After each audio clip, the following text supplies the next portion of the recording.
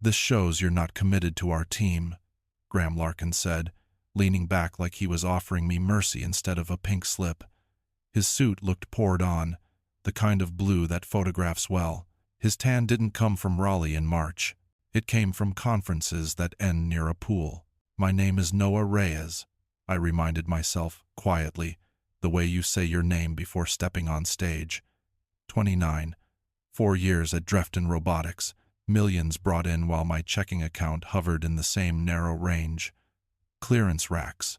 The same Honda my parents helped me buy after graduation. A car that still started, faithful as a dog. Graham waited for me to plead or explain. I could hear the hum of the vent and the faint hiss of the espresso machine 2 floors down. The building always smelled like burnt coffee and lemon cleaner. "I understand," I said. His eyebrow twitched. Not the script he'd rehearsed. "You're terminated effective immediately. Clean out your desk. Maya from HR will escort you to sign the exit forms." I stood. The oak desk between us was wide enough to be a moat. I reached across it anyway. He hesitated, then gave me his hand as if touching mine might be contagious. "Thank you for the opportunity," I said. The words were surprisingly easy, maybe because they were true ones. The walk back to my desk was quiet theater. Open-plan offices make privacy a rumor.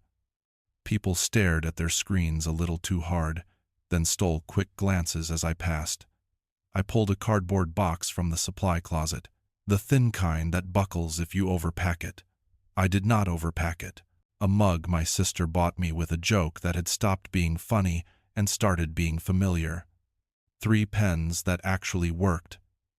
A small cactus that kept living under fluorescent winter. 4 years, and it all fit into something smaller than a microwave. I placed each thing slowly, like I could stretch these last minutes into something meaningful. Maya waited at a distance, keys in her hand, jangling softly, watching me the way you watch a stranger in your kitchen. I'd closed over $2 million in new business last quarter alone. $2 million. And someone had decided I might steal a stapler. Colin Pierce stepped out of his glass office as I headed to the elevator. He looked through me first, then found my eyes for a second and lost them again. "Be sure to turn in your badge at security," he murmured, then retreated. The door clicked behind him, like punctuation. In the elevator's brushed steel, my reflection was a faint sketch. I didn't look fired. I didn't look angry. I looked lighter, as if I'd set something down without realizing it. The doors closed. My badge was already in my hand, warm from my palm. Somewhere above me, the espresso machine sighed again, like a small, tired animal. I exhaled with it, and the car began to move. I started at Drefton straight out of state with a business degree and a decent GPA, the kind that doesn't open doors but doesn't close them either. What I carried that mattered didn't fit on a transcript. I could talk to people. Not the slick talk. The kind where you actually listen and the room stops bracing. My dad used to say, "A good salesman moves units. A great one removes pain." He'd missed a lot of my games selling pharmaceuticals up and down I-95, but he put food on our table and a roof over our heads and an idea in my chest that work could be honest. The first 2 years at Drefton were all forward motion, 60-hour weeks that felt like a dare. I learned to read plant floors like maps, the rhythm of conveyor belts, the way operators measure time in parts, not minutes. I learned the language of industrial automation until it sounded like a second childhood. I kept a notebook with the names of maintenance supervisors and their kids and which machine liked to misbehave on humid days. People remember when you remember. Rookie of the Year. The plaque was acrylic, and the smile in the photo was real. The next year, top performer. I believed I was building something that would carry me. A career with handholds. The slope tilted after that. Not all at once. A meeting invite that never reached me. Client updates that arrived a day late. Questions and stand-ups that landed like tiny stings. "Are you sure that's the right approach for this client?" Spoken like concern, filed like doubt. When Colin got promoted ahead of me, they said he had more management experience. My numbers were double his. I told myself to learn from it. to wait my turn, to sand down the edges of my impatience. Then came Crestline, 6 months of flights and factory tours and hotel breakfasts eaten standing up. 3 trips to Chicago on my own dime because budget didn't support additional travel. Weekends at a plastic desk in my apartment, polishing a proposal until it reflected the client more than us. When the $2 million contract came through, I sent one long email to the operations lead who'd trusted me, thanking him for the trust. That night, the team went out to celebrate. I found out from a photo of cocktails on someone's story the next morning. My name was missing from the caption. A small erasure that felt big. I asked about a raise. For the 3rd time, Graham smiled like sunlight on chrome. Timing's not right. Comp is being restructured. I walked back to my desk and opened my resume for the first time in 4 years. The cursor blinked like a metronome, keeping time with my pulse. A week later, a message slid into my LinkedIn from Sienna Park. We should catch up. She'd moved to Lumen Print Systems. New division, technical sales. Someone who understands both sides of the conversation. I took one day off I had earned to meet her. One day. And yesterday, someone saw me in the lobby and carried the site back to Colin. By morning, the story had already been written for me. Commitment questioned. Door opened. Door closed. Another, as I would learn, waiting around the corner. I sat in my car for nearly an hour after security took my badge, AC humming like a low note. The Drefton building looked different through the windshield. Smaller, like a stage after the audience goes home. I drove back to my apartment without music. Parked, car off. The sudden quiet felt like a new room. Inside, I put the cardboard box on the counter and opened a beer I usually saved for Fridays. I didn't turn on the TV. I didn't open my laptop. I did something I hadn't done in years. Nothing. I watched a square of winter light move across the wall and thought about all the mornings I'd rushed past myself to be early for people who would never be early for me. They say Americans leave hundreds of millions of vacation days unused every year, a strange badge we pin to our chests. I had been part of that number. I let the thought pass through me and kept breathing. Around 7, I turned my phone back on. 3 missed calls from my parents, a text from my sister, all heart and flame, and are you okay? An email from Sienna Park at Lumen Print Systems. Can you come in tomorrow? 10 a.m. The team would like to meet you. I typed one word. Yes. I called my parents. My dad answered on the 2nd ring. I told him the story without decorating it. He listened, no interruptions. No rushing to the moral. When I finished, he exhaled, the wind through pines on the highway. They did you a favor, he said, and let it sit there. How's that a favor? They showed you exactly who they are. No more guessing. Now you know. My mother came on the line to ask what I needed. Did I want them to drive down for the weekend? I almost said yes, for the comfort of familiar voices in the next room, but something steady had taken root in the quiet. I'm okay, I said, and I meant it. I think this might be the best thing. I slept hard and woke before my alarm. I put on the suit I saved for meetings. Graham always managed to attend instead of me. It still fit. I still fit inside it. Lumen Print's lobby smelled like paper and eucalyptus. Clean. Sienna met me with a handshake that felt like a period instead of a comma. The interviews moved like conversation, not an inquisition. They had already called 3 clients, including Crestline Manufacturing. They knew my numbers. They knew my name without hesitating over it. We'd like to offer you Regional Director of Business Development, Sienna said, voice even. Base is double what you made at Drefton. Commission on top. Clear plan. Clear runway. When can you start? Someone asked from the end of the table. Immediately, I said, and the word came out bright. I signed Friday afternoon and started Monday. An office with a door and a window, a company card I didn't have to hide, 3 associates who looked at me like a map, not a rival. Most of all, a path I could see in daylight. I set my cactus on the sill and watched it take the sun. For the first time in a long time, I didn't brace for the next doubt. I opened my notebook, wrote one line, "Build something that lasts." The letter arrived in a cream envelope that looked expensive enough to be kind. It wasn't. "Cease and desist," the subject line announced in a font that tried to be polite. Drefton's counsel claimed I was in violation of a non-compete agreement. Terminate employment with Lumen Print Systems immediately or face legal action. The words felt clinical, like a diagnosis given without meeting your eyes. I stared at the PDF until the text swam. A non-compete? I had never signed one.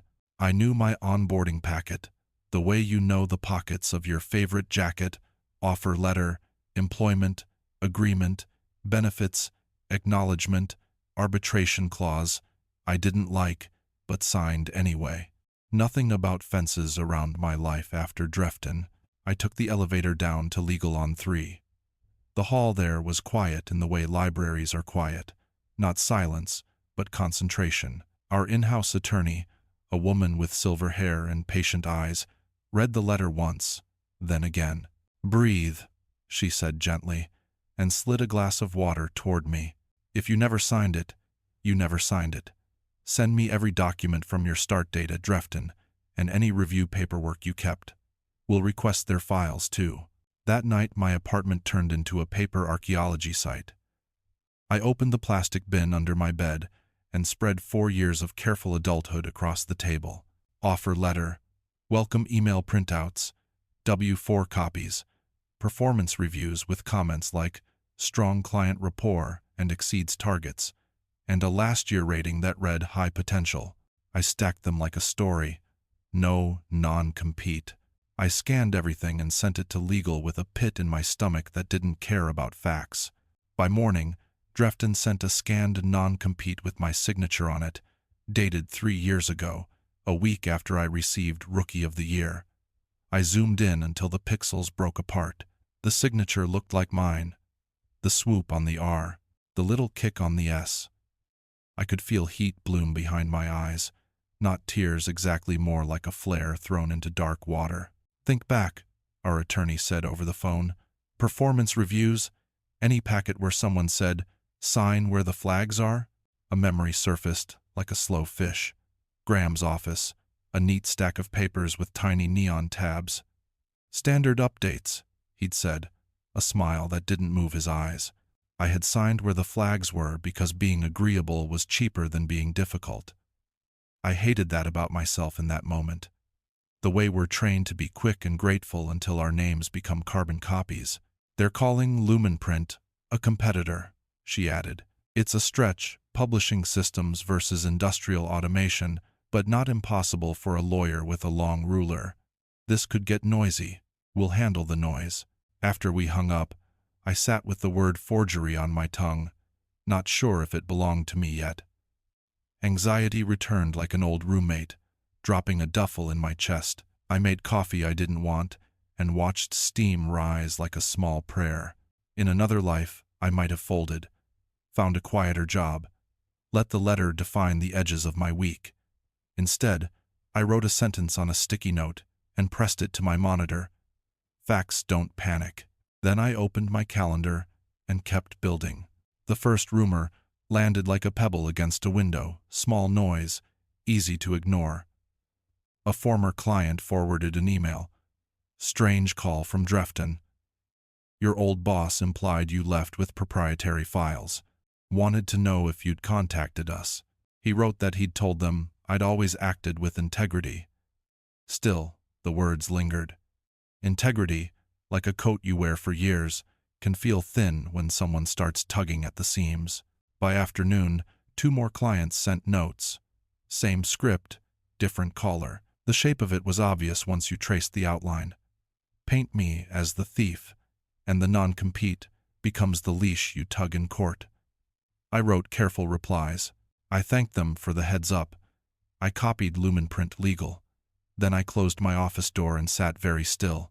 The quiet was not empty. It was crowded with what-ifs. Near dusk, my phone lit with a number I didn't recognize. I almost let it pass. Habit made me answer. Noah, it's Aaron. Aaron Cho. Accounting at Drefton. Her voice was a whisper that knew it shouldn't be speaking. I'm not supposed to be calling you. The cry. I stood and looked out my window at the streetlights waking one by one. You're safe. What's going on? They're saying you stole client files, she said, breath-catching. It's not true. I know it's not true because I saw Graham in the server room the day after you left. He had your folder open. He copied everything to an external drive. Then he deleted the originals and told IT you'd taken them. The room tilted, just a degree. Aaron, would you tell that to my attorney? A long pause. I could hear the fluorescent hum at her end, the sound of an office that had outlived its trust. I can't. I wish I could. I need this job. I have family here. You were always decent. I thought you should know what you're up against. She hung up before I could say thank you. I stayed at the window for a while, forehead against the glass. Raleigh spread out below small bars, late buses, a runner in a neon vest moving like a metronome. The city didn't care that someone was rewriting my past in real time. The city had its own ledger of light and dark. I wrote everything Aaron had said while it was still warm in my mind. Times, words, what I could smell, burnt coffee, ozone. It felt important to get the details right. I forwarded the notes to legal, then to Sienna. Subject line, additional context. I didn't try to make it more than it was. At home, I microwaved a bowl of rice and eggs and ate standing up, a college habit I hadn't fully abandoned. The smear campaign had edges now, not just insinuation, but hands-on keyboards, a door closing in a server room. I thought of my dad's line about removing pain. Some people learned the opposite craft, how to move pain around, how to gift it. Before bed, I opened my notebook and drew a small square. In it, I wrote, pattern. Underneath, rumors, backdated stories, missing files. I added one more word, a promise that felt quiet and steel. Record. Then, I turned off the light. Sleep came slow, but it came. Colin texted me at noon like someone tapping a glass with a ring. We should talk. Not legal. Important. I stared at the message until the dots stopped pulsing. Against my better judgment, I sent an address to a coffee shop that smelled like cinnamon and wet umbrellas, halfway between Drefton and Lumenprint, as if neutrality could be rented by the hour. He arrived looking 10 years older than he had a month ago. Shirt wrinkled, eyes bruised with lack of sleep, the sharp hairline softened by worry. He didn't waste time. I can't be tied to this conversation, he said, already apologizing to a future self. If this gets out, I lose everything. I folded my hands around the warm cup. Then, make it count, he swallowed. The non-compete isn't just you. Graham's been slipping them into routine updates for years. People sign flagged pages during reviews. Later, pages appear that weren't there. He glanced at the door. Your signature's real. The document isn't. The words fell like coins on a table, hard, undeniable. Why tell me now? Because they're scared, he said, voice low. Not of you, exactly. Of what you might uncover. The commissions. He rubbed his forehead, as if trying to erase a number only he could see. The percentages in our contracts don't mean anything. On big deals, Crestline Big Graham runs 2 sets of calculations. The real payouts and the paid payouts. The difference goes to a slush account he calls Executive Performance Fund. The CFO signs off. I thought of all the times my math didn't match their math, the overhead allocation that always seemed to expand. Heat rose in my cheeks, the body's old alarm. How do you know? I saw the files. His jaw tightened. Walked into his office to grab a client brief. His spreadsheets were open. 2 columns, promised and paid, transfers labeled with innocuous codes. I confronted him. A humorless laugh. He called it standard practice. Said senior team had always done it. Said I'd earned my seat if I kept quiet. And did you? His eyes flinched. I have a mortgage, 2 kids. I told myself, the world runs on compromises. I took the cut. He looked down at his hands. But it got worse. When you closed Crestline, Graham told the board you'd inflated the numbers to pad your commission. He said you took files to cover the paper trail. They're backdating emails, tweaking contracts. If this works, you're the fall guy. Cold threaded my ribs. That's a lie. Crestline can verify everything. He nodded quickly. I know. That's why I asked to meet. I kept receipts. He unlocked his phone, hands trembling. Screenshots slid past. Spreadsheets with twin totals, email threads about adjustments, bank transfers into a sunny account with a sterile name. He forwarded them, one after another, to an address I gave him that didn't include my name. If I do this, he said, throat tight, I'm finished. You already are, I said, not cruel, just naming the room we were in. The only choice left is direction, down with them, or out. He closed his eyes a moment, then hit send. My phone buzzed like a distant alarm.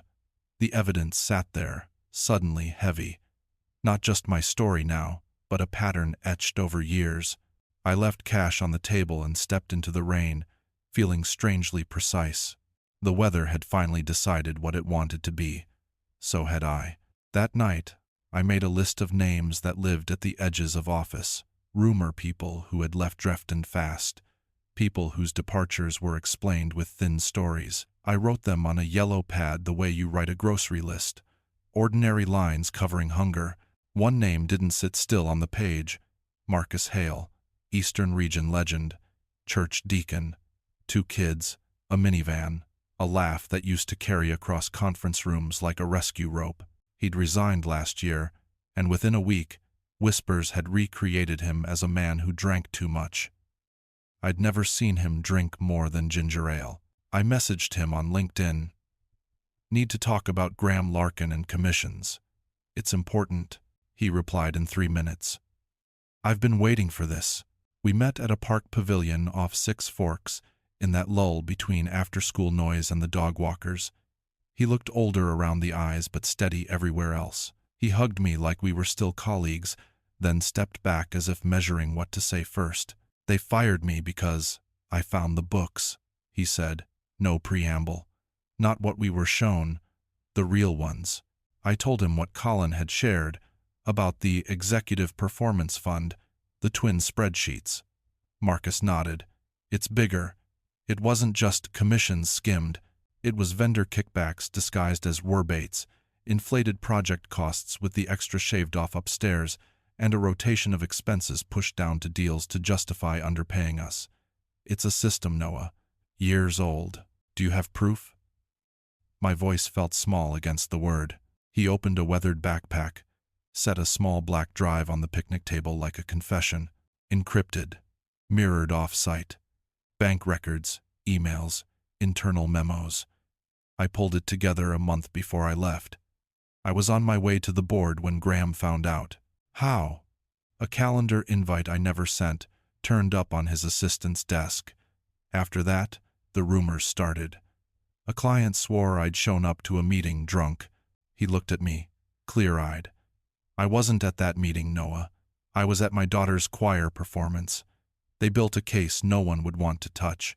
And then the phone calls. Friendly warnings about my wife's job at Wake Med, about whether my kids' school might reconsider some families if there was bad press. Bad. My stomach tightened in a way that felt familiar and new at once. Why didn't you go to the authorities? I wanted to, he said, hands laced on the table, knuckles pale. Then I pictured my wife coming home to a pink slip she didn't earn. I pictured my son asking why his best friend wouldn't sit with him anymore. Fear is efficient. It saves them money. In the Selland, a wind moved through the pines. The needles sounded like rain finding old tin. It's different now, I said. Lumenprint is backing me. We have counsel, and you're not alone. He studied my face, as if checking the foundation under the words. I know. That's why I answered your message. He slid the drive toward me, then stopped with his finger on it. If I step forward, I need to know it's not theater. I need to know we'll see it through. We will, I said. Not a vow in stone, but in muscle. Something you do and keep doing. He let go. The drive was small enough to lose, heavy enough to bend a pocket. I'll testify, he said quietly. They took my name. I'd like it back. That is a little fan of there. On the way to my car, the late sun was low and generous. I held the drive in my palm and felt, for the first time, like the truth had weight I could lift. We met in a glass-walled conference room that made whispers feel honest. Sienna sat at one end, our counsel at the other, a paralegal between them, sliding color-coded tabs like chess pieces. I placed Marcus's drive on the table and watched the attorney's face as she opened its spine. Screens filled with neat columns, bank trails, memos that tried to sound boring and therefore safe. The room got quieter in a way you can hear. This isn't just a shield, counsel said softly. It's a map. By afternoon, defense became exposure. Lumenprint filed a countersuit fraud, wage theft, defamation. We packaged Marcus's archive with Colin's screenshots and my notes, then hand-delivered copies to the State Attorney General's office and the SEC. Emails changed temperature as soon as the agencies acknowledged receipt. Words grew careful. Replies took longer.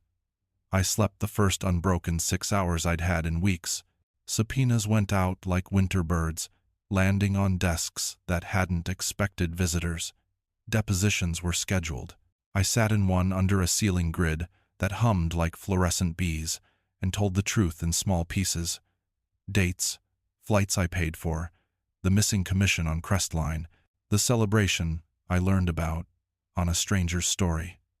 The court reporter's keys clicked like rain on a tin roof. When it was Graham's turn, I wasn't there, but the transcript would later show the way he tried to walk a line that was no longer there. Former Drefton employees began to step into the light. A woman from procurement who kept a ledger in her head of rebates that never rebated. A field engineer who'd watched costs puff up like bread in an oven and then collapse into our pay.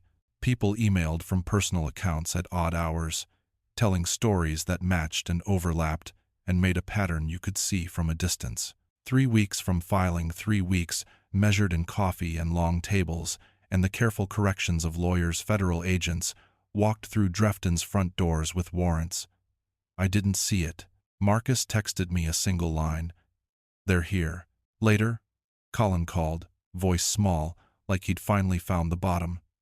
They took everything, he said. Servers, laptops, boxes of files. Graham and the CFO were walked out. No coats. I thanked him for letting me know.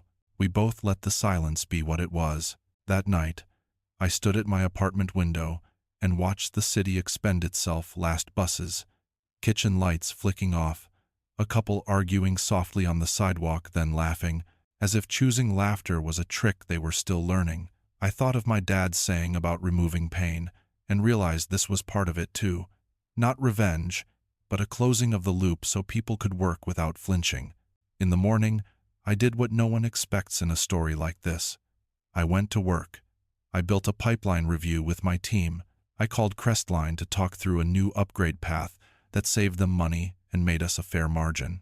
The future felt ordinary again in the best way: tasks, promises, names written carefully so I'd remember. The storm had shifted rooms. It could howl if it wanted. I still had a door to close, a window to open, and a division to grow. Drefton dropped their lawsuit on a Tuesday, the kind of gray morning that makes streets look washed and waiting.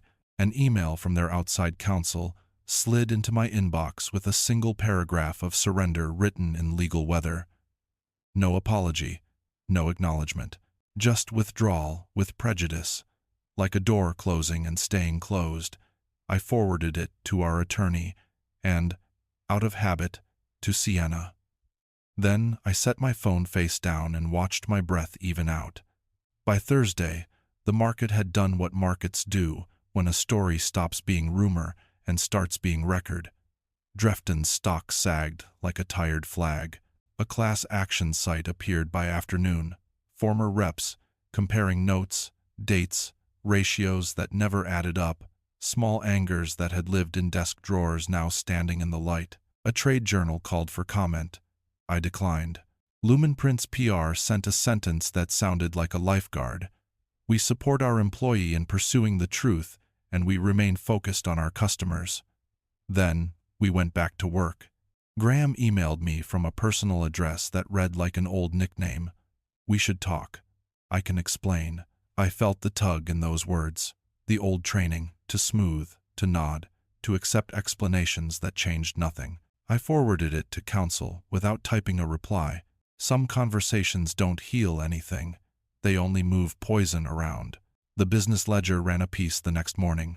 Drefton Robotics CEO and CFO stepped down amid fraud probe. There was a photograph of the building front, glass mirroring a sky that looked harmless.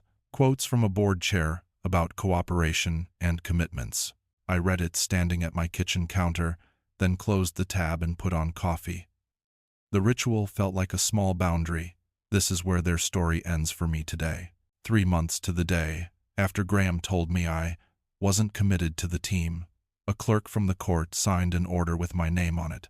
Drefton owed me $147,000 in back commissions and damages. The courier arrived before lunch, a man with a canvas bag and a tired smile. He handed me an envelope heavier than paper should be and asked me to initial a line. I set the check on my desk, uncashed, a quiet stone, not because I needed the validation, but because I wanted to remember what it had cost to arrive here. The emails saved, the nights of shallow breath, the people who whispered truth into a phone and hung up quickly. A number on a rectangle cannot repay that, but it can mark a mile. That evening, I walked without headphones, letting the city talk. A kid practiced skateboard ollies behind the pharmacy. A dog pulled its owner toward the park like joy on a leash. I called my dad and told him the news. He didn't shout. He said, "Good. Now put it where it belongs in the past. Keep your hands on the work in front of you." I went home and did exactly that. Answered 2 client questions. Sketched a new pricing tier that felt fair and clean. The storm had a headline. I had a pen. I wrote tomorrow's list in small, steady letters and turned off the light. A year later, I stood in front of a wall of faces, our sales team at Lumen Print Systems, and watched the slide advance to a number I hadn't dared to imagine. We'd doubled revenue, 2 new markets open, the 3rd warming. Our commission model lived on 1 page, plain as daylight. People could do their math at home and find it matched the math at work. You could feel what that does to a room. Shoulders lower, voices steady, laughter that isn't defensive. 3 people from Drefton had joined us after the settlement, each carrying the careful way survivors move. Now they walked like they'd learned the weight of their own names again. After the meeting, Sienna Park tapped my elbow and pulled me aside. Her smile had that quiet edge of news. "Board approved it. Vice President, next month," she said, like it was the next step on a staircase we'd built together. I thanked her, not the performative thanks you put on LinkedIn, but the kind that comes from someplace you had to fight to keep intact. The headlines about Drefton had turned into shorter columns tucked below the fold. Graham and the CFO took deals. Colin Pierce avoided jail by telling the truth into microphones in long rooms. A competitor bought what was left of the company at a price that looked like an apology written in numbers. I didn't check the stock anymore. I didn't screenshot anything. There's a point where you stop measuring the past and just let it be a place you don't live. That evening, I drove the old Honda to my parents' house, the engine sounding like a story that refuses to end badly. My dad had finally retired. Their porch faced a line of trees that held the light like a bowl. We ate slow, the kind of dinner that remembers who taught you not to rush. On the porch, he set 2 glasses down and leaned back with the contentment of a man who's made his peace with both work and rest. "Proud of you," he said. "Not for winning, for how you won." I nodded. "It was never about getting even." "I know." He looked at the trees. "It was about the truth." We let the quiet lay itself between us. Crickets stitched the edges of the yard. Somewhere, a neighbor laughed. I told him about the promotion. He grinned. Vice president, huh? About time you upgraded that car. We have 2 never 10s. Maybe, I said, and we both smiled at the ritual. I'll keep it a little longer. What's it remind you of? That the fastest way up isn't cutting corners. I watched the sky move through a narrow palette of evening. It's building something that lasts. Ah, he lifted his glass. I lifted mine. We drank to the simple things that carry complicated lives. Daylight, honest ledgers, names that stay where you signed them. On the drive home, the Honda hummed like a promise kept. I parked, sat for a moment with the engine off, and felt the world hold. Not absence of struggle, but balance. Work to do in the morning, people to do it with. A door, a window, and a path that finally wouldn't disappear when I looked away.